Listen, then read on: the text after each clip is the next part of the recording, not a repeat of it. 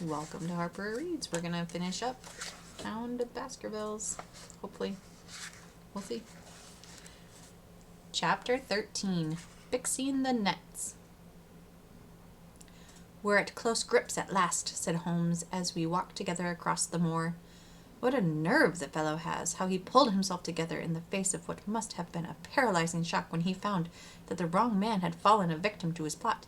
I told you in London, Watson, and I tell you now again, that we have never had a foeman more worthy of our steel." "I am sorry that he has seen you." "And so was I at first, but there was no getting out of it." "What effect do you think it will have upon his plans now that he knows you are here?" "It may cause him to be more cautious, or it may drive him to desperate measures at once. Like most clever criminals, he may be too confident in his own cleverness and imagine that he has completely deceived us." "Why should we not arrest him at once?" "My dear Watson, you were born to be a man of action. Your instinct is always to do something energetic. But supposing, for argument's sake, that we had him arrested tonight, what on earth the better off should we be for that? We could prove nothing against him. There's the devilish cunning of it. If he were acting through a human agent, we could get some evidence, but if we were to drag this great dog to the light of day, it would not help us in putting a rope around the neck of its master." "Surely we have a case." "Not a shadow of one. Only surmise and conjecture. We should be laughed out of court if we came with such a story and such evidence." "But there is Sir Charles's death." "Found dead without a mark upon him. You and I know that he died of sheer fright, and we know also what frightened him. But how are we to get 12 stolid jurymen to know it? What signs are there of a hound? Where are the marks of its fangs? Of course we know that a hound does not bite a dead body, and that Sir Charles was dead before ever the brute overtook him. But we have to prove all of this, and we are not in a position to do it." "Well, then, tonight?"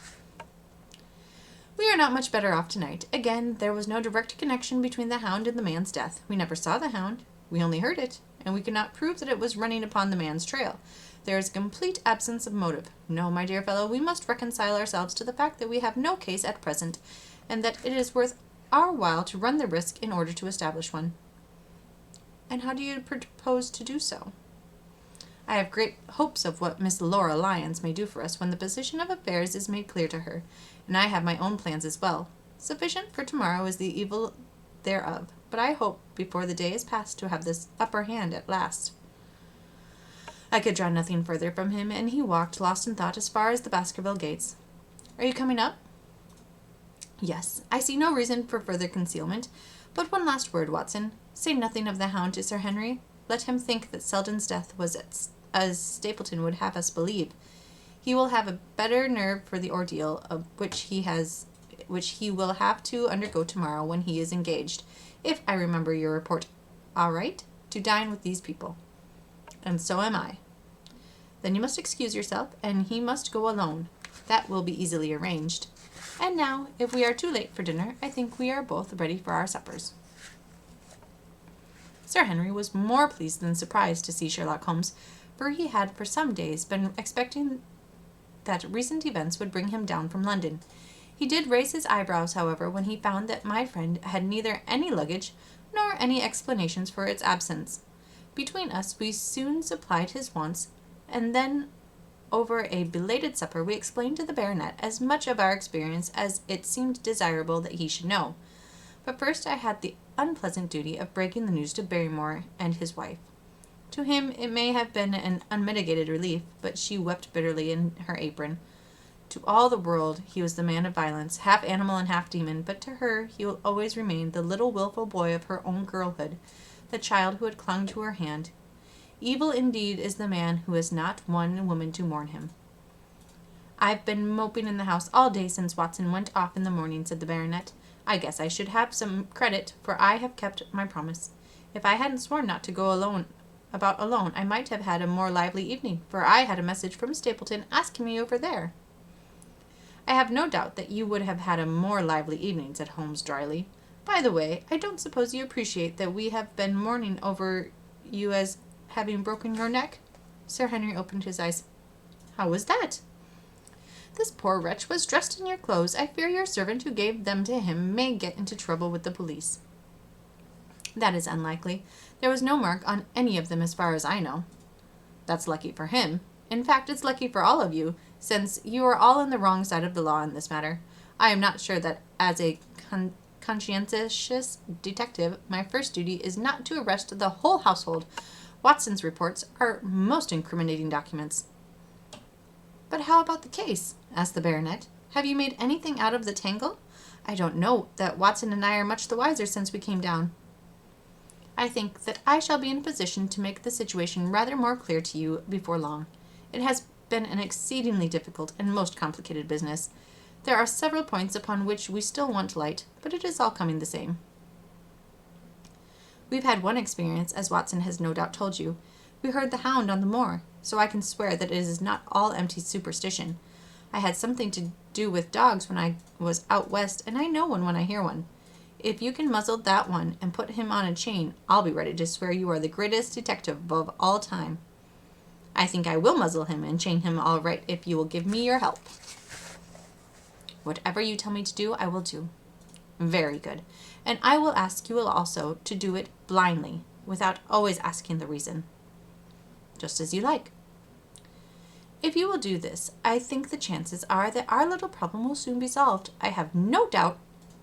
He stopped suddenly and stared fixedly up over my head into the air. The lamp beat upon his face, and so intent was it, and so still, that it might have been that of a clear-cut classical statue, a personification of alertness and expectation. "What is it?" we both cried. I could see as he looked down that he was repressing some internal emotion. His features were still composed, but his eyes shone with amused exultation. "Excuse the admiration of a connoisseur," said he as he waved his hand toward the line of portraits which covered the opposite wall. "Watson won't allow that I know anything about art, but that is mere jealousy because our views upon the subject differ. Now these are a really very fine series of portraits." "Well, I'm glad to hear you say so," said Sir Henry, glancing with some surprise at my friend. "I don't pretend to know much about these things, but I'd be a better judge of a horse or a steer than a picture. I didn't know that you found time for such things." "I know what is good when I see it, and I see it now. That's a Kneller. I'll swear that lady in the blue silk over yonder, and the stout gentleman with the wig ought to be a Reynolds. They are all family portraits, I presume?" "Every one." "Do you know the names?" "Barrymore has been coaching me in them, and I think I can say my lesson fairly well." "Who is the gentleman with the telescope?" "That is Rear Admiral Baskerville, who served under Rodney in the West Indies. The man with the blue coat and the roll of paper is Sir William Baskerville, who was chairman of committees of the House of Commons under Pitt." "And this cavalier opposite to me, the one with the black velvet and the lace?" "Ah, you have a right to know about him. That is the cause of all this mischief. The wicked Hugo, who started the Hound of the Baskervilles. We're not likely to forget him." I gazed with interest and some surprise upon the portrait. "Dear me," said Holmes, "he seems a quiet, meek-mannered man enough, but I dare say that there was a lurking devil in his eyes. I had pictured him as a more robust and raffinely person. There's no doubt about the authenticity, for the name and the date, 1647, are on the back of the canvas." Holmes said little more, but the picture of the old roisterer seemed to have a fascination for him, and his eyes were continually fixed upon it during supper. It was not until later, when Sir Henry had gone to his room, that I was able to follow the trend of his thought.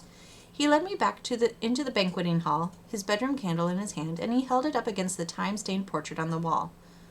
"Do you see anything there?" I looked at the broad plumed hat, the curling lovelocks, the white lace collar, and the straight, severe face which was framed between them. It was not a brutal countenance, but it was prim, hard, and stern, with a firm-set, thin-lipped mouth, and a coldly intolerant eye. "Is it like anyone you know?" "There is something of Sir Henry about the jaw." "Just a suggestion, perhaps. But wait an instant." He stood upon a chair, and holding up the light in his left hand, he curved his right arm over the broad hat and round the long ringlets. "Good heavens!" I cried in amazement. The face of Stapleton had sprung out of the canvas. "Ha!" You see it now. My eyes have been trained to examine faces and not their trimmings. It is the first quality of a criminal investigator that he should see through a disguise. But this is marvelous. It might be his portrait. Yes, it is an interesting instance of a throwback, which appears to be both physical and spiritual.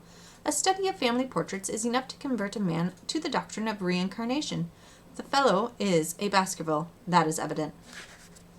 With designs upon the succession. Exactly. This chance of the picture has supplied us with one of our most obvious missing links. We have him, Watson, we have him, and I dare swear that before tomorrow night he will be fluttering in our net as helpless as one of his own butterflies. A pin, a cork, and a card, and we add him to the Baker Street collection. He burst into one of his rare fits of laughter as he turned away from the picture. I have not heard him laugh often, and it has always boded ill to somebody. I was up betimes in the morning, but Holmes was afoot earlier still, for I saw him as dressed coming up the drive. Yes, we should have a full day today, he remarked, and he rubbed his hands with the joy of action. The nets are all in place, and the drag is about to begin. We'll know before the day is out whether we have caught our big, lean-jawed pike, or whether he has got through the meshes. Have you been on the moor already? I have sent a report from Grimpen to Princetown as to the death of Selden. I think I can promise that none of you will be troubled in the matter, and I have also communicated with my faithful Cartwright, who would certainly have pined away at the door of my hut, as a dog does at his master's grave, if I had not set his mind at rest about my safety. What is the next move? To Sir Henry. Ah, here he is. Good morning, Holmes, said the baronet. You look like a general who is planning a battle with his chief of the staff. That is the exact situation. Watson was asking for orders. And so do I.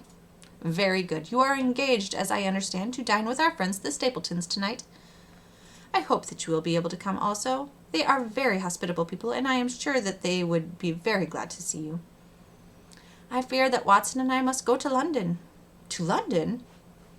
Yes, I think that we should be more useful there at the present juncture. The baronet's face perceptibly lengthened. I hoped that you were going to see me through this business. The hall and the moor are not very pleasant places when one is alone. My dear fellow, you must trust me implicitly and do exactly what I tell you. You can tell your friends that we should have been happy to have come with you, but that urgent business required us to be in town. We hope very soon to return to Devonshire. Will you remember to give them that message? If you insist upon it. There is no alternative, I assure you. I saw by the baronet's clouded brow that he was deeply hurt by what he regarded as our desertion. When do you desire to go? He asked coldly. Immediately after breakfast.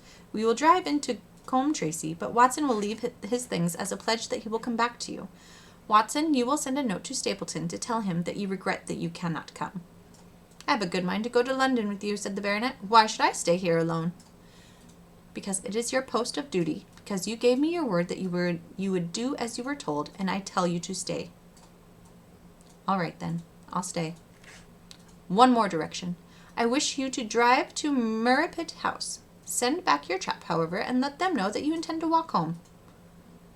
To walk across the moor? Yes. But that is the very thing which you have so often cautioned me not to do.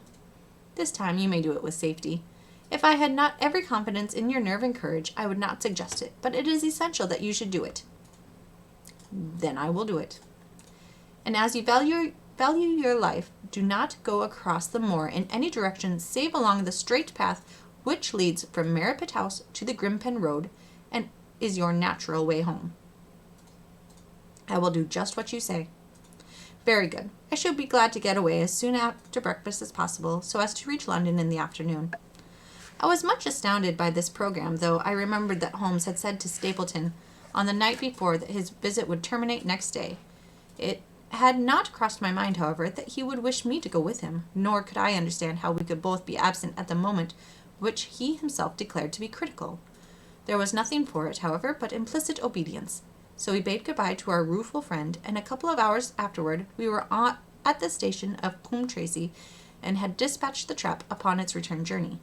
A small boy was waiting upon the platforms. Any orders, sir?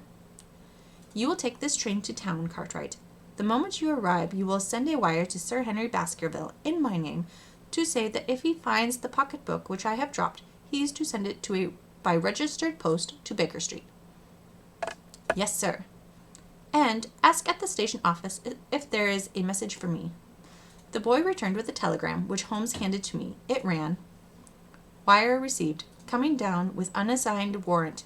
Arrive 5:40. Lestrade.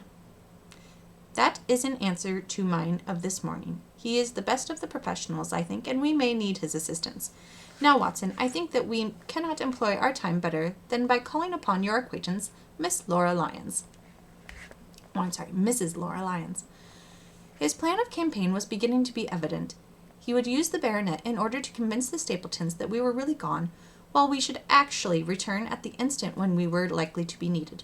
That telegram from London, if mentioned by Sir Henry to the Stapletons, must remove the last suspicion from their minds.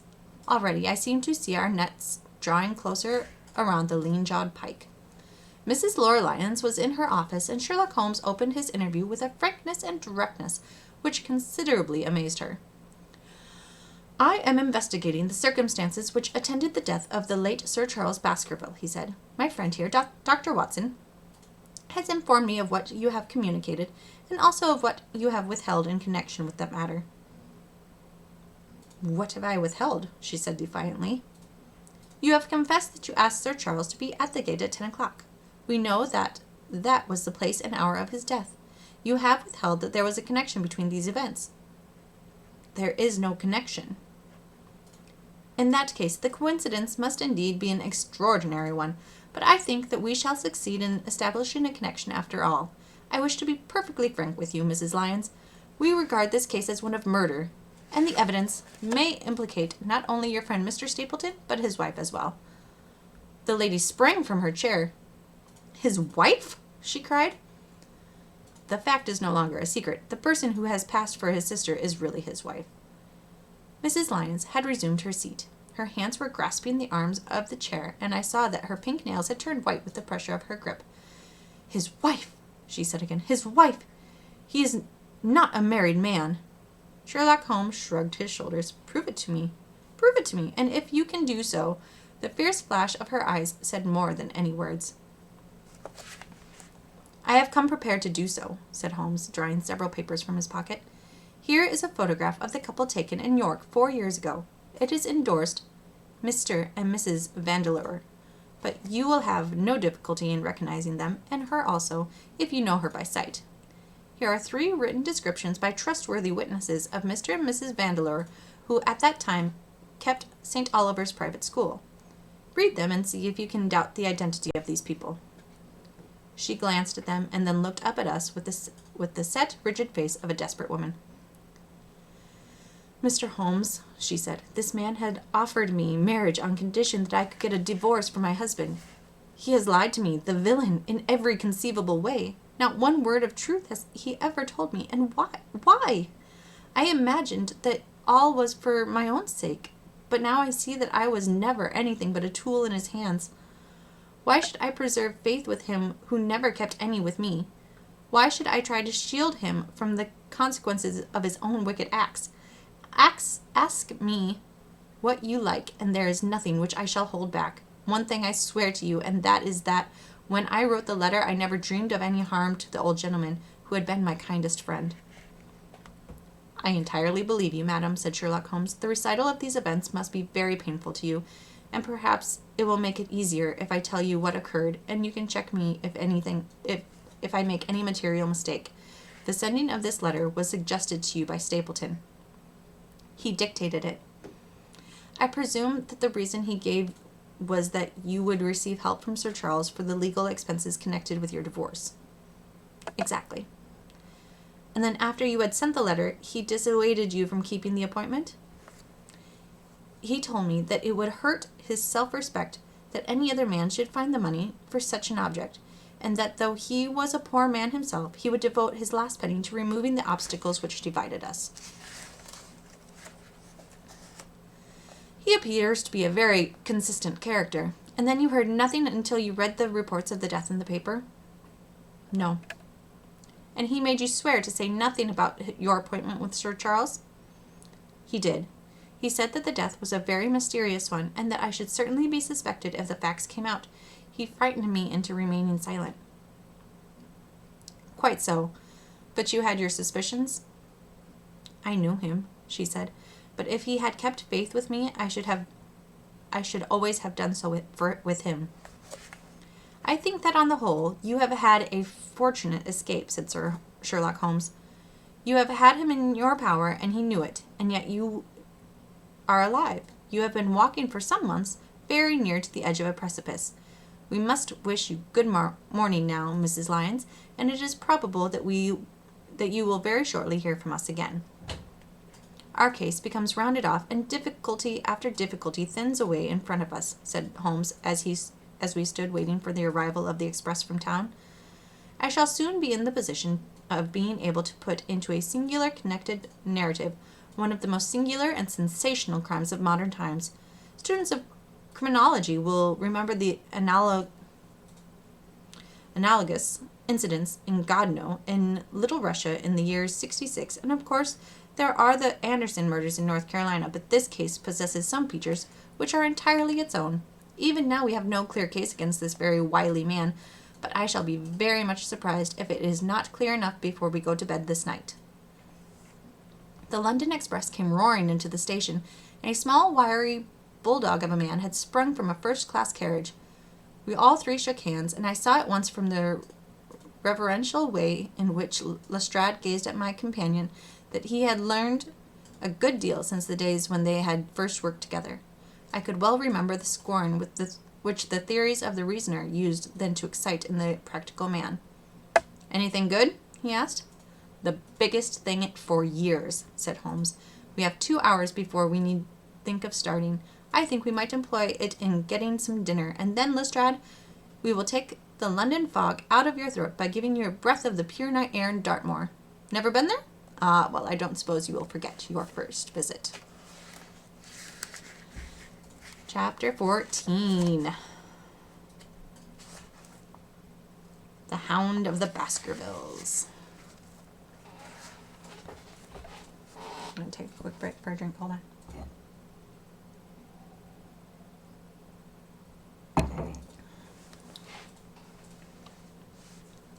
One of Sherlock Holmes's defects, if indeed one may call it defect, was that he was exceedingly loath to communicate his full plans to any other person until the instant of their fulfillment. Partly it came, no doubt, from his own masterful nature, which loved to dominate and surprise those who were around him. Partly also from his professional caution, which urged him never to take any chances. The result, however, was very trying for those who were acting as his agents and assistants. I had often suffered under it, but never more so than during that long drive in the darkness. The great ordeal was in front of us. At last we were about to make our final effort, and yet Holmes had said nothing, and I could only surmise what his course of action would be. My nerves thrilled with anticipation when at last the cold wind upon our faces and the dark void space on either side of the narrow road told me that we were back upon the moor once again. Every stride of the horses and every turn of the wheels was taking us nearer to our supreme adventure. Our conversation was hampered by the presence of the driver of the hired wagonette, so that we were forced to talk of trivial matters when our nerves were tense with emotion and anticipation. It was a relief to me, after that unnatural restraint, when we were at last past Franklin's house and knew that we were drawing near to the hall and to the scene of action. We did not drive up to the door, but got down near the gate of the avenue. The wagonette was paid off and ordered to return to Coombe Tracey forthwith, while we started to walk to Merripit House. "Are you armed, Lestrade?" The little detective smiled. "As long as I have my trousers, I have a hip pocket, and as long as I have my hip pocket, I have something in it." "Good. My friend and I are also ready for emergencies." "You're mighty close about this affair, Mr. Holmes. What's the game now?" "A waiting game." "My word, it does not seem a very cheerful place," said the detective with a shiver, glancing around him at the gloomy slopes of the hill and at the huge lake of fog which lay over the Grimpen Mire. "I see the lights of a house ahead of us." That is Merripit House, and the end of our journey. I must request that you walk on tiptoe, and not to talk above a whisper. We moved cautiously along the track, as if we were bound for the house, but Holmes halted us when we were about 200 yards from it. This will do, he said. These rocks upon the right make an admirable screen. We are to wait here.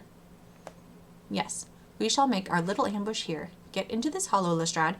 You have been inside the house, have you not, Watson? Can you tell the position of the rooms? What are those latticed windows at this end? I think they are the kitchen windows. And the one beyond, which shines so brightly? That is certainly the dining room. The blinds are up.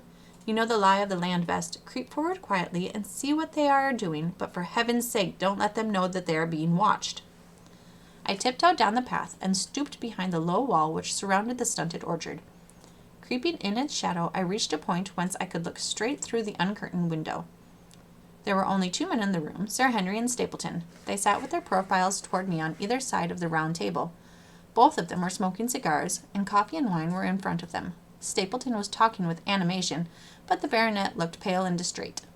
Perhaps the thought of that lonely walk across the ill-omened moor was weighing heavily upon his mind. As I watched them, Stapleton rose and left the room, while Sir Henry filled his glass again and leaned back in the chair, puffing at his cigar.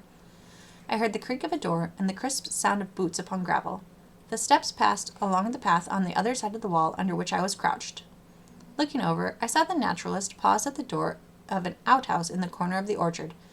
A key turned in a lock, and as he passed in there was a curious scuffling noise from within. He was only a minute or so inside, and then I heard the key turn once more, and he passed me and re-entered the house. I saw him rejoin his guest, and I crept quietly back to where my companions were waiting to tell them what I had seen. "You say, Watson, that the lady is not there?" Holmes asked when I had finished my report. "No." "Where can she be, then, since there is no light in any of the room except the kitchen?" "I cannot think where she is." I have said that over the great Grimpen Mire there hung a dense white fog. It was drifting slowly in our direction and banked itself up like a wall on that side of us, low but thick and well defined. The moon shone on it, and it looked like a great shimmering ice field with the heads of the distant tors as rocks bored upon its surface. Holmes's face was turned toward it, and he muttered impatiently as he watched its sluggish drift. "It's moving towards us, Watson." "Is that serious?" "Very serious indeed. The one thing upon earth which could have disarranged my plans. He can't be very long now. It is already 10 o'clock. Our success and even his life may depend upon his coming out before that fog is over the path." The night was clear and fine above us. The stars shone cold and bright, while a half-moon bathed the whole scene in a soft, uncertain light. Before us lay the dark bulk of the house, its serrated roof and bristling chimneys hard outlined against the silver-spangled sky. Broad bars of golden light from the lower windows stretched across the orchard and the moor. One of them was suddenly shut off. The servants had left the kitchen. There only remained the lamp in the dining room where the 2 men, the murderous host and the unconscious guest, still chatted over their cigars. Every minute that white, woolly plain which covered one half of the moor was drifting closer and closer to the house. Already the thin wisps of it were curling across the golden square of the lighted window. The further wall of the orchid was already invisible, and the trees were standing out of a swirl of white vapor. As we watched it, the fog wreaths came crawling round both corners of the house and rolled slowly into one dense bank, on which the upper floor and the roof floated like a strange ship upon a shadowy sea. Holmes struck his hand passionately upon the rock in front of us and stamped his feet in his impatience. "If he isn't out in a quarter of an hour, the path will be covered. In half an hour he won't be able to see our hands in front of us. Shall we move further back upon higher ground?" "Yes, I think it would be as well." So as the fog bank flowed onward, we fell back before it until we were half a mile from the house, and still that dense white sea, with the moon silvering its upper edge, swept slowly and inexorably on. Throat's dry. "We are going too far," said Holmes. "We dare not take the chance of his being overtaken before he can reach us. At all costs we must hold our ground where we are." He dropped on his knees and clasped clapped his ear to the ground. Thank God, I think that I hear him coming. Yeah. A sound of quick steps broke the silence of the moor. Crouching among the stones, we stared intently at the silver-tipped bank in front of us. The steps grew louder, and through the fog, as though a curtain, there stepped the man whom we were awaiting. He looked round him in surprise as he emerged into the clear starlit night. Then he came swiftly along the path, passed close to where we lay, and went on upon the long slope behind us. As he walked, he glanced continually over either shoulder, like a man who is ill at ease. "Hist!" cried Holmes, and I heard the sharp clip of a cocking pistol. "Look out! It's coming!" There was a thin, crisp, continuous patter from somewhere in the heart of that crawling bank. The cloud was within 50 yards of where we lay, and we glared at it, all three uncertain what horror was about to break from the heart of it. I was at Holmes' elbow, and I glanced for an instant at his face. It was pale and exultant, his eyes shining brightly in the moonlight, but suddenly they started forward in a rigid, fixed stare, and his lips parted in amazement. At the same instant, Lestrade gave a yell of terror and threw himself face down upon the ground. I sprang to my feet, my inert hand grabbing my pistol, and my mind paralyzed by the dreadful shape which had sprung out upon us from the shadows of the fog. A hound it was, an enormous coal-black hound, but not such a hound as mortal eyes have ever seen. Fire burst from its open mouth. Its eyes glowed with a smoldering glare. Its muzzle and hackles and dewlap were outlined in flickering flame. Never in the delirious dream of a disordered brain could anything more savage, more appalling, more hellish be conceived than the dark form and savage face which broke upon us out of the wall of fog. With long bounds, the huge black creature was leaping down the track, following hard upon the footsteps of our friend. So paralyzed were we by the apparition that we allowed him to pass before we had recovered our nerve. Then Holmes and I both fired together, and the creature gave a hideous howl, which showed that one at least had hit him. He did not pause, however. He bounded onward. Far away on the path we saw Sir Henry looking back, his face white in the moonlight, his hands raised in horror, glaring helplessly at the frightful thing which was hunting him down. But that cry of pain from the hound had blown all our fears to the winds. If he was vulnerable, he was mortal, and if we could wound him, we could kill him. Never have I seen a man run as Holmes ran that night. I am reckoned fleet of foot, but he outpaced me as much as I outpaced the little professional. In front of us, as we flew up the track, we heard scream after scream from Sir Henry, and the deep roar of the hound. I was in time to see the beast spring upon its victim, hurl him to the ground, and worry at his throat. But the next instant, Holmes had emptied 5 barrels of his revolver into the creature's flank. With a last howl of agony and a vicious snap in the air, it rolled upon its back, 4 feet, pawing furiously, and then fell limp upon its side. I stooped, panting, and pressed my pistol to the dreadful shimmering head, but it was useless to press the trigger. The giant hound was dead. Sir Henry lay insensible where he had fallen. We tore away his collar, and Holmes breathed a prayer of gratitude when we saw that there was no sign of a wound, and that the rescue had been in time. Already our friend's eyelids shivered, and he made a feeble effort to move. Lestrade thrust his brandy flask between the baronet's teeth, and 2 frightened eyes were looking up at us. "My God," he whispered, "what was that? What in heaven's name was that?" "It's dead, whatever it is," said Holmes. "We've laid the family ghost once and forever." In mere size and strength, it was a terrible creature which was lying stretched before us. It was not a pure bloodhound, and it was not a pure mastiff, but it appeared to be a combination of the two, gaunt, savage, and as large as a small lioness. Even now, in the stillness of death, the huge jaws seemed to be dripping with a bluish flame, and the small, deep-set, cruel eyes were ringed with fire. I placed my hand upon the glowing muzzle, and as I held them up, my own fingers smoldered and gleamed in the darkness. "Phosphorus," I said. "A cunning preparation of it," said Holmes, sniffing at the dead animal. "There's no smell which might have interfered with its power of scent. We owe you a deep apology, Sir Henry, for having exposed you to this fright. I was prepared for a hound, but not for such a creature as this, and the fog gave us little time to receive him." "You have saved my life." "Having first endangered it. Are you strong enough to stand?" "Give me another mouthful of that brandy, and I shall be ready for anything. So, now, if you will help me up, what do you propose to do?" "To leave you here. You are not fit for further adventure tonight. If you will wait One or other of us will go back with you to the hall." He tried to stagger to his feet, but he was still ghastly pale and trembling in every limb. We helped him to a rock where he sat shivering with his face buried in his hands. "We must leave you now," said Holmes. "The rest of our work must be done, and every moment is of importance. We have our case, and now we only want our man." "It's 1,000 to 1 against our finding him at the house," he continued as we retraced our steps swiftly down the path. "Those shots must have told him that the game was up. We were some distance off, and this fog may have deadened them. He followed the Hound to call him off. Of that you may be certain. No, he's gone by this time. But we'll search the house and make sure." The front door was open, so we rushed in and hurried from room to room, to the amazement of the doddering old manservant, who met us in the passage. There was no light save in the dining room, but Holmes caught up the lamp and left no corner of the house unexplored. No sign could we see of the man whom we were chasing. On the upper floor, however, one of the bedroom doors was locked. "There's someone in here," cried Lestrade. "I can hear a movement. Open this door!" A faint moaning and rustling came from within.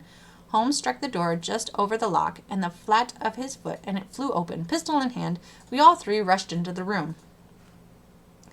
There was no sign within it of that desperate and defying villain whom we expected to see. Instead, we were faced by an object so strange and so unexpected that we stood for a moment staring at it in amazement. The room had been fashioned into a small museum, and the walls were lined by a number of glass-topped cases full of that collection of butterflies and moths, the formation of which had been the relaxation of this complex and dangerous man. In the center of the room there was an upright beam, which had been placed, at some period, as a support for the old worm-eaten rafter of timber which spanned the roof. To this post a figure was tied, so swathed and muffled in the sheets which had been used to secure it that one could not for the moment tell whether it was that of a man or a woman. One towel passed around the throat and was secured at the back of the pillar. Another covered the lower part of the face, and over it 2 dark eyes full of grief and shame and a dreadful questioning, stared back at us. In a minute we had torn off the gag, unswathed the bounds, and Mrs. Stapleton sank upon the floor in front of us. As her beautiful head fell upon her chest, I saw the clear red wheal of a whiplash across her neck. "The brute!" cried Holmes. "Here, Lestrade, your brandy bottle. Put her in the chair. She has fainted from ill usage and exhaustion." She opened her eyes again. "Is he safe?" she asked. "Has he escaped?" "He cannot escape us, madame." No, I did not mean my husband. Sir Henry, is he safe?" "Yes." "And the Hound?" "It is dead." She gave a long sigh of satisfaction. Thank God. Oh, this villain! See how he has treated me." She shot her arms out from her sleeves, and we saw with horror that they were all mottled with bruises. "But this is nothing. It is my mind and soul that he has tortured and defiled. I could endure it all, ill usage, solitude, a life of deception, everything, as long as I could still cling to the hope that I had his love. But now I know that in this also I have been his dupe and his tool." She broke into passionate sobbing as she spoke. "You bear him no good will, madam," said Holmes. "Tell us then where we shall find him. If you have ever aided him in evil, help us now and so atone." "There is but one place where he can have fled," she answered. "There is an old tin mine on an island in the heart of the mire. It was there that he kept his hound, and there also that he had made preparations so that he might have a refuge. That is where he would fly." The fog bank lay like white wool against the window. Holmes held the lamp toward it.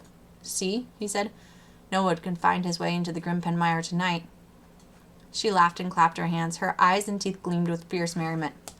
"He may find his way in, but never out," she cried. "How can he see the guiding wands tonight? We planted them together, he and I, to mark the pathway through the mire. Oh, if I could only have plucked them out today, then indeed you would have had him in your mercy." It was evident to us that all pursuit was in vain until the fog had lifted. Meanwhile, we left Lestrade in possession of the house, while Holmes and I went back with the baronet to Baskerville Hall. The story of the Stapletons could no longer be withheld from him, but he took the blow bravely when he learned the truth about the woman whom he had loved. But the shock of the night's adventures had shattered his nerves, and before morning he lay delirious in a high fever under the care of Dr. Mortimer. The two of them were destined to travel together round the world before Sir Henry had become once more the hale-hearty man that he had been before he became the master of the ill-omened estate. And now I have come rapidly to the conclusion of this singular narrative, in which I have tried to make the reader share those dark fears and vague surmises which clouded our lives so long and ended in so tragic a manner. On the morning after the death of the Hound, the fog had lifted, and we were guided by Mrs. Stapleton to the point where they had found a pathway through the bog. It helped us to realize the horror of this woman's life when we saw the eagerness and joy with which she had laid us on her husband's track. We left her standing upon the thin peninsula of firm, petty soil which tapered out into a widespread bog. From the end of it, a small wand planted here and there showed where the path zigzagged from tuft to tuft of rushes among those green-scummed pits and foul quagmires which barred the way to the stranger. Rank reeds and lush, slimy water plants sent an odor of decay and a heavy miasmic vapor into our faces, while a false step plunged us more than once thigh-deep into the dark, quivering mire, which shook for yards in soft undulations under our feet. Its tenacious grip plucked at our heels as we walked, and when we sank into it, it was as if some malignant hand was tugging us down into those obscene depths, so grim and purposeful was the clutch in which it held us. Once only we saw a trace that someone had passed that perilous way before us. From amid a tuft of cotton grass, which bore it up out of the slime, some dark thing was projecting. Holmes sank to his waist as he stepped from the path to seize it, and had we not been there to drag him out, he could never have set his foot upon firm land again. He held an old black boot in the air. Myers, Toronto, was printed on the leather inside. "It is worth a mud bath," he said. "It is our friend Sir Henry's missing boot, thrown there by Stapleton in his flight." Exactly. He retained it in his hand after using it to set the Hound upon the track. He fled when he knew the game was up, still clutching it, and he hurled it away at this point in his flight. We know at least that he came so far in safety. But more than that, we were never destined to know, though there was much which we might surmise. There was no chance of finding footsteps in the mire, for the rising mud oozed swiftly in upon them. But as we at last reached firmer ground beyond the morass, we all looked eagerly for them. But no slightest sign of them ever met our eyes. If the earth told a true story, then Stapleton never reached the island of refuge toward which he struggled through the fog upon that last night. Somewhere in the heart of the great grim mire, down in the foul slime of the huge morass which had sucked him in, this cold and cruel-hearted man is forever buried. Many traces we found of him in the bog-girt island where he had hid his savage ally. A huge driving wheel and a shaft half filled with rubbish showed the position of the abandoned mine. Beside it were the crumbling remains of the cottages of the miners, driven away no doubt by the foul reek of the surrounding swamp. In one of these, a staple and chain with a quantity of gnawed bones showed where the animal had been confined. A skeleton with a tangle of brown hair adhering to it lay among the debris. "A dog," said Holmes. "By Jove, a curly-haired spaniel. Poor Mortimer will never see his pet again." "Well, I do not know that this place contains any secret which we have not already fathomed. He could hide his hound, but he could not hush its voice. And hence came those cries, which even in daylight were not pleasant to hear. On an emergency, he could keep the Hound in the outhouse at Merripit, but it was always a risk, and it was only on the supreme day, which he regarded as the end of all of his efforts, that he dared to do it. This paste in the can is no doubt the luminous mixture with which the creature was daubed. It was suggested, of course, by the story of the family hellbound, and by the desire to frighten old Sir Charles to death. No wonder the poor devil of a convict ran and screamed even as our friend did, and as we ourselves might have done when we saw such a creature bounding through the darkness of the moor upon his track. It was a cunning device, for, apart from the chance of driving your victim to his death, what peasant would venture to inquire too closely into such a creature should he get sight of it, as many have done upon the moor? I said it in London, Watson, and I say it again now, that never yet have we helped to hunt down a more dangerous man than he who is lying yonder. He swept his long arm toward the huge mottled expanse of green-splashed bog, which stretched away until it merged into the russet slopes of the moor. Last chapter, a retrospection.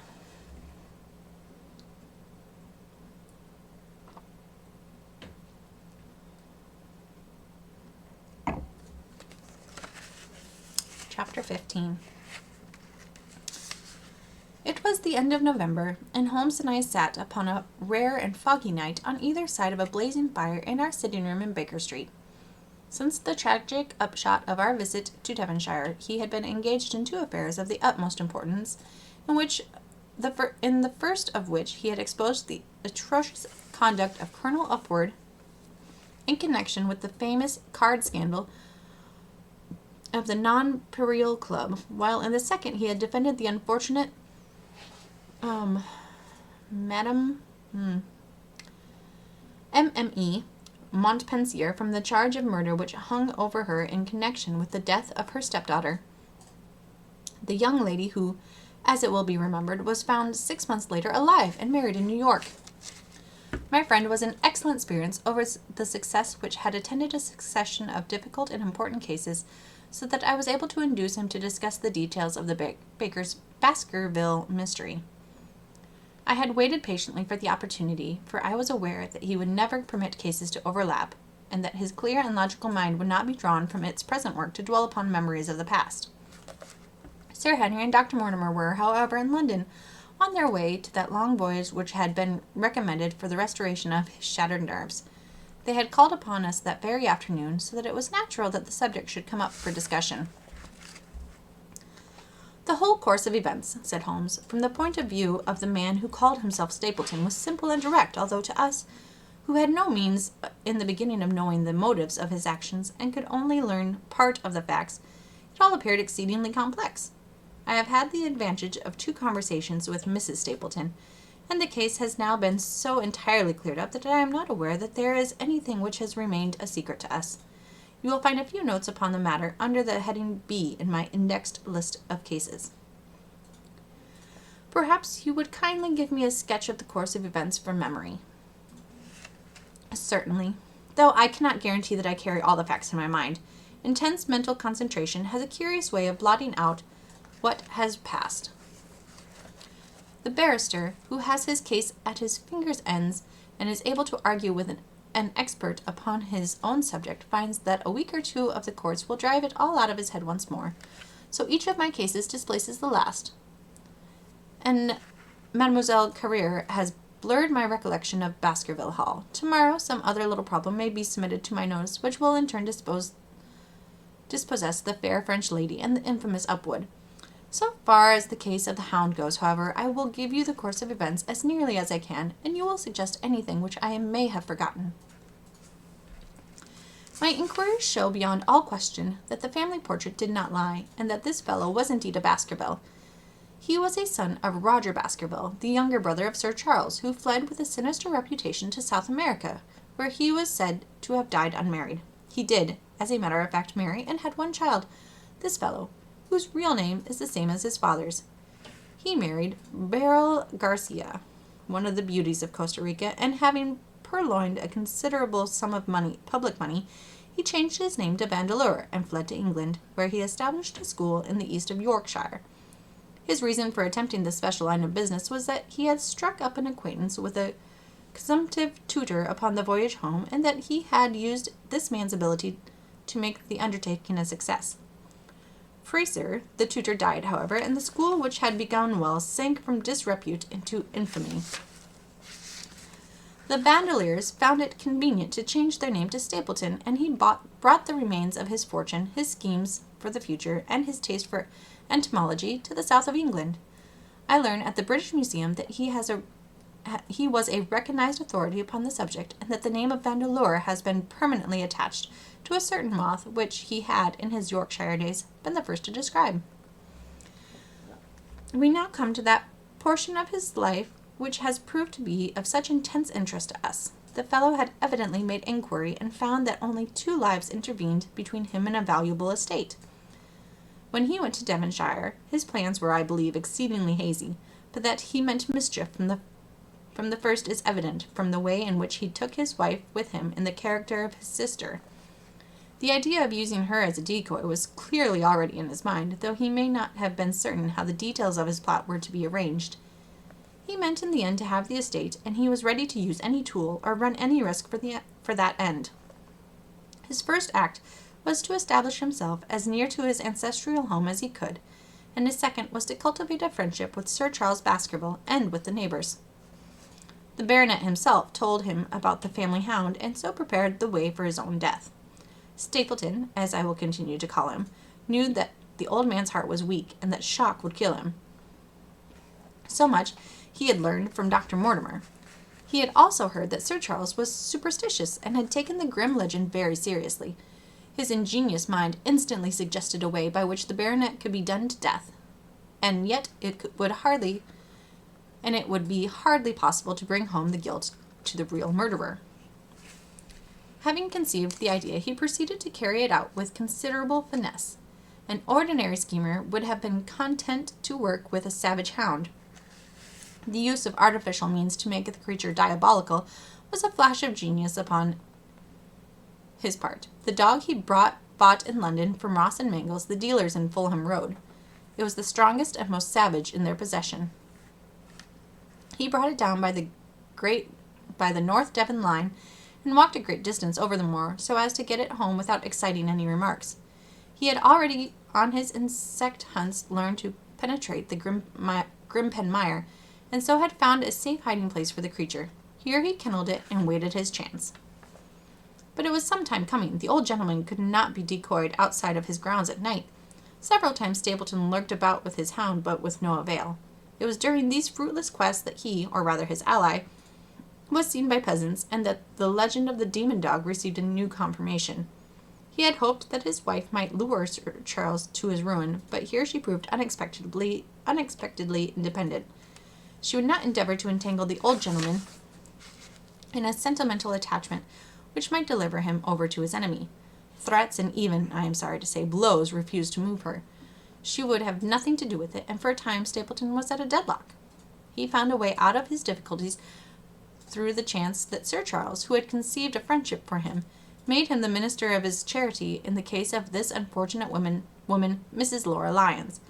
By representing himself as a single man, he acquired complete influence over her, and he gave her to understand that in the event of her obtaining a divorce from her husband, he would marry her.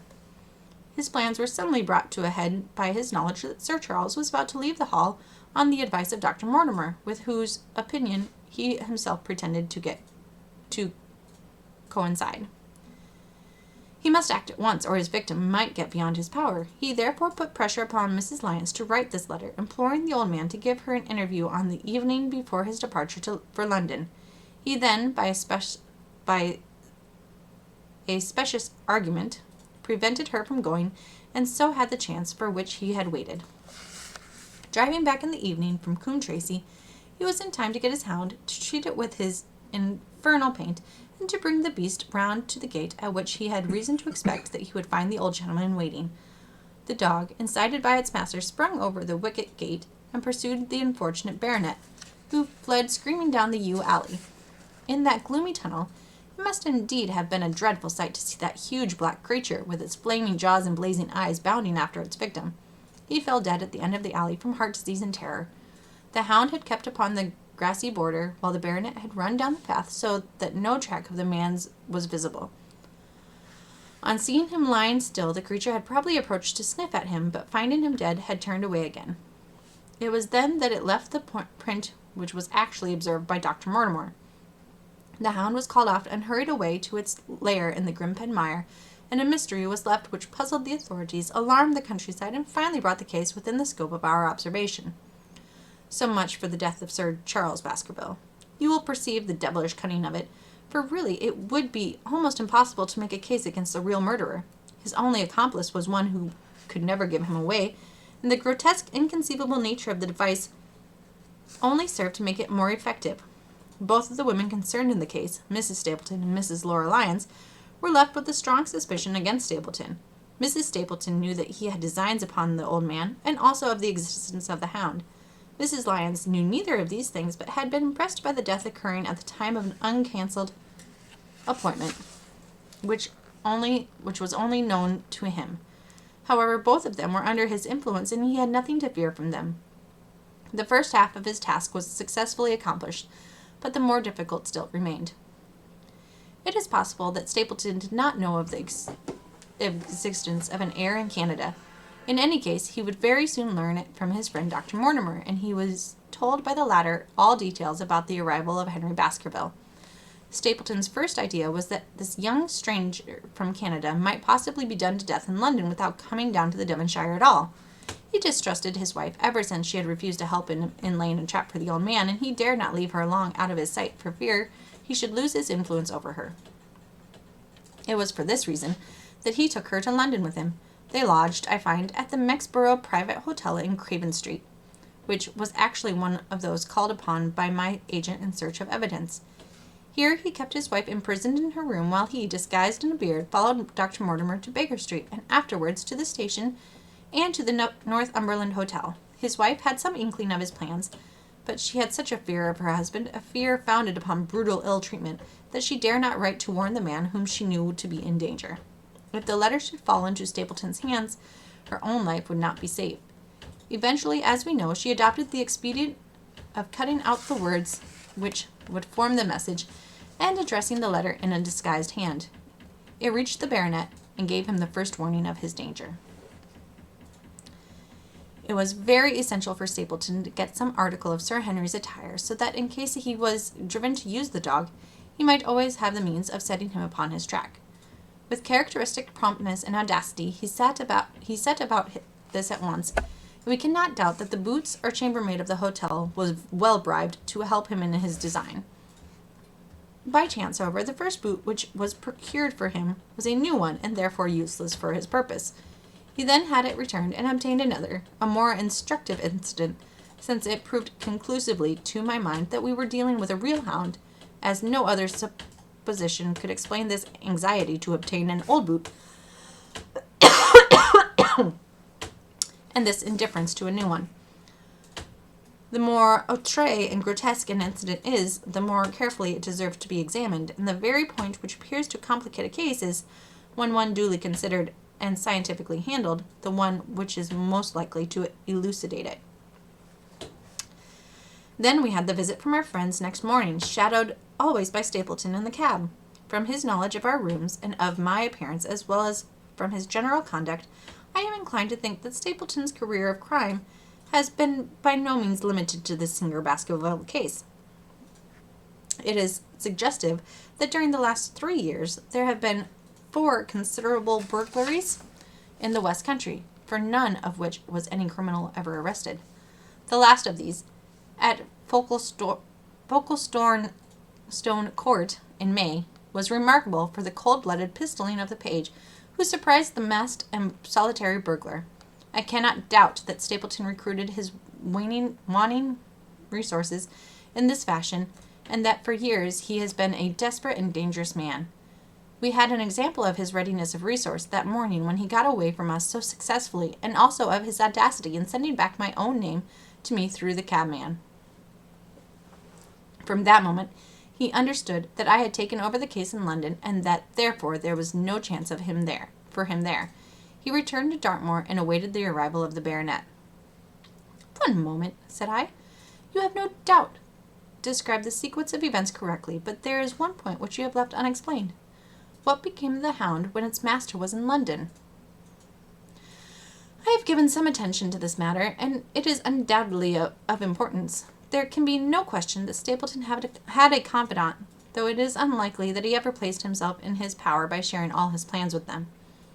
There was an old manservant at Merripit House, whose name was Anthony. His connection with the Stapletons can be traced for several years, as far back as the schoolmastering days, so that he must have been aware that his master and mistress were really husband and wife. This man has disappeared, and has escaped from the country. It is suggestive that Anthony is not a common name in England, while Antonio is so in all Spanish or Spanish-American countries. The man, like Mrs. Stapleton herself, spoke good English, but with a curious lisping accent. I have myself seen this old man cross the Grimpen Mire by the path which Stapleton had marked out. It is very probable, therefore, that in the absence of his master it was he who cared for the hound, though he may never have known the purpose for which the beast was used. The Stapletons then went down to Devonshire, whither they were soon followed by Sir Henry and you. One word now as to how I stood myself at that time. It may possibly recur to your memory that when I examined the paper upon which the printed words were fastened, I made a close inspection for the watermark. In doing so, I held it within a few inches of my eyes, and conscious of a faint smell of the scent known as white jessamine. There are 75 perfumes, which it is very necessary that a criminal expert should be able to distinguish from each other, and cases have more than one, within my own experience, depended upon their prompt recognition. The scent suggested the presence of a lady, and already my thoughts began to turn toward the Stapletons. Thus I had made certain of the Hound, and had guessed at the criminal before ever we went to the West Country. It was my game to watch Stapleton. It was evident, however, that I could not do this if I were with you, since he would be keenly on his guard. I deceived everybody, therefore, yourself included, and I came down secretly when I was supposed to be in London. My hardships were not so great as you imagined, though such trifling details must never interfere with the investigation of a case. I stayed for the most part at Coombe Tracey, and only used the hut upon the moor when it was necessary to be near the scene of action. Cartwright had come down with me, and in his disguise as a country boy, he was of great assistance to me. I was dependent upon him for food and clean linen. When I was watching Stapleton, Cartwright was frequently watching you, so that I was able to keep my hand upon all the strings. I have already told you that your reports reached me rapidly, being forwarded instantly from Baker Street to Coombe Tracey. They were of great service to me, and especially that one incidentally truthful piece of biography of Stapleton's. I was able to establish the identity of the man and the woman, and knew at last exactly how I stood. The case had been considerably complicated through the incident of the escaped convict and the relations between him and the Barrymores. This also you cleared up in a very effective way, though I had already come to the same conclusions from my own observations. By the time that you discovered me upon the moor, I had a complete knowledge of the whole business, but I had not a case which could go to a jury. Even Stapleton's attempt upon Sir Henry that night, which ended in the death of the unfortunate convict, did not help us much in proving murder against our man. There seemed to be no alternative but to catch him red-handed, and to do so we had to use Sir Henry, alone, and apparently unprotected, as bait. We did so, and at the cost of a severe shock to our client, we succeeded in completing our case and driving Stapleton to his destruction. That Sir Henry should have been exposed to this is, I must confess, a reproach to my management of the case, but we had no means of foreseeing the terrible and paralyzing spectacle which the beast presented, nor could we predict the fog which enabled him to burst upon us at such short notice. We succeeded in our object at a cost which both the specialist and Dr. Mortimer assure me will be a temporary one. A long journey may enable our friend to recover not only from his shattered nerves, but also from his wounded feelings. His love for the lady was deep and sincere, and to him the saddest part of all this black business was that he should have been deceived by her. It only remains to indicate the part which she had played throughout. There can be no doubt that Stapleton exercised an influence over her, which may have been love, or may have been fear, or very possibly both, since they are by no means incompatible emotions. It was at least absolutely effective. At his command, she consented to pass as his sister, though he found the limits of his power over her when he endeavored to make her the direct accessory to murder. She was ready to warn Sir Henry so far as she could without implicating her husband, and again she tried to do so. Stapleton himself seems to have been capable of jealousy, and when he saw the baronet paying court to the lady, even though it was part of his own plan, still he could not help interrupting with a passionate outburst which revealed the fiery soul which his self-contained manner so cleverly concealed. By encouraging the intimacy, he made it certain that Sir Henry would frequently come to Merripit House, and that he would sooner or later get the opportunity which he desired. On the day of the crisis, however, his wife turned suddenly against him. She had learned something of the death of the convict, and she knew that the Hound was being kept in the outhouse on the evening that Sir Henry was coming to dinner. She taxed her husband with his intended crime, and a furious scene followed in which he showed her, for the first time, that she had a rival in his love. Her fidelity turned in an instant to bitter hatred, and he saw that she would betray him.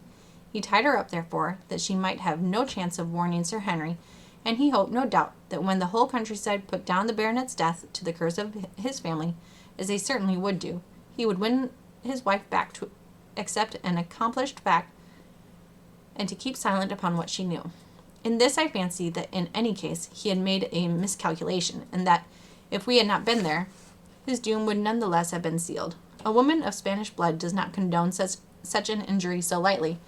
And now, my dear Watson, without referring to my notes, I cannot give you a more detailed account of the curious case. I do not know that anything essential has been left unexplained. He could not hope to frighten Sir Henry to death, as he had done the old uncle with his bogey hound. The beast was savage and half starved. If its appearance did not frighten its victim to death, at least it would paralyze the resistance which might be offered. No doubt. There only remains one difficulty. If Stapleton came into the succession, how could he explain the fact that he, the heir, had been living unannounced under another name so close to the property? How could he claim it without causing suspicion and inquiry? It is a formidable difficulty, and I fear that you ask too much when you expect me to solve it. The past and the present are within the field of my inquiry, but what a man may do in the future is a hard question to answer. Mrs. Stapleton had heard her husband discuss the problem on several occasions. There were 3 possible courses. He might claim the property from South America, establish his identity before the British authorities there, and so obtain the fortune without ever coming to England at all. Or he might adopt an elaborate disguise during the short time that he needs to be in London. Or again, he might furnish an accomplice with the proofs and papers, putting him as an heir, and retaining a claim upon some proportion of his income. We cannot doubt from what we know of him that he would have found some way out of the difficulty. And now, my dear Watson, we have had some weeks of severe work, and for one evening, I think, we may turn our thoughts into more pleasant channels. I have a box of Les Huguenots. Have you heard the De Rezquez? Yep. Might I trouble you then to be ready in half an hour, and we may stop at Marcini's for a little dinner on the way. The end.